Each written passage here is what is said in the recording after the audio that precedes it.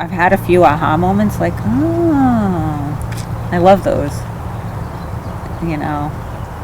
But I feel like what your description is kind of the way I dealt with all that snow flying around in my head. Just get it out, and then I could just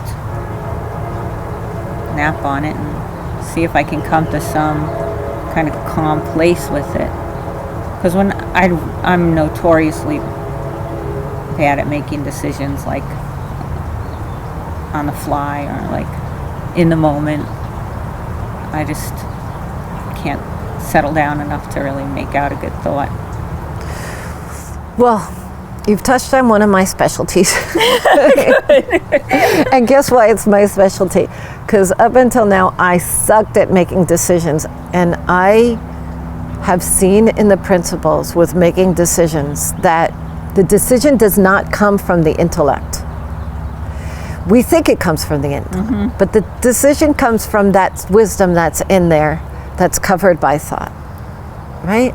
So my son on Monday, we were kind of like, so Thomas, what are you going to do? Oh, I'm leaning this way, I'm leaning that way. It's Friday, 3 o'clock. He needs to get on the computer and declare which school by 4 o'clock.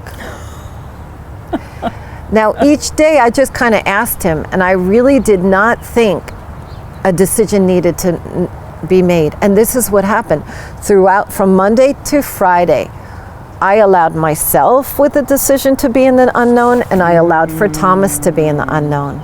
Because it's in the unknown that you get the new thought. What are you thinking? You're hearing this. Yeah, How is that true? That is the hardest thing to do, and it's so true. That's really, could you say that again? So, the unknown is like that quiet space. It's the space that everybody's really looking for when they go to yoga or meditate. It's the space you had when you felt like it's the space where a new thought comes to you. See, we try to, okay, so if I was thinking about which high school he should go to, I would be trying to catalog it within what I already understood, making a list of a strategy. Okay, so I know that this high school has this, and I know that high school has that. But there's a place underneath all that thinking that's quiet, that allows for a decision to almost kind of grow in you.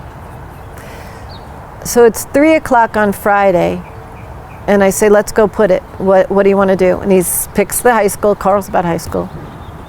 And then after that, my husband said to Thomas, now Thomas is a kid who used to stress out about stuff, and as did all of our family, about everything, about which baseball team, whatever.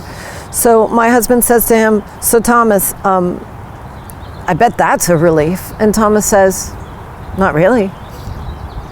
Because he just, from really understanding that that's where decisions are made, he allowed that whole week to just be in the unknown. Where just a week prior to that, a friend of mine said, oh, thank God my kid made a decision because he was about to have a nervous breakdown.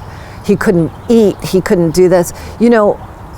And then, so Thomas just made that decision from this place of the unknown. Then somebody said to me recently, one of the parents said to me, so how did Thomas make his decision? And I thought, oh wow, I didn't even ask him. And then I thought for a minute, I said to her, I'll ask him.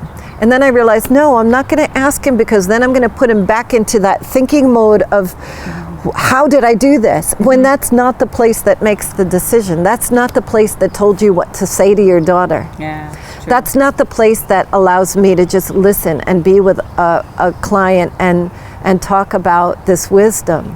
And that's something that we have, and we always have it, and we actually cover it with a thought, because we think that the decision is made here.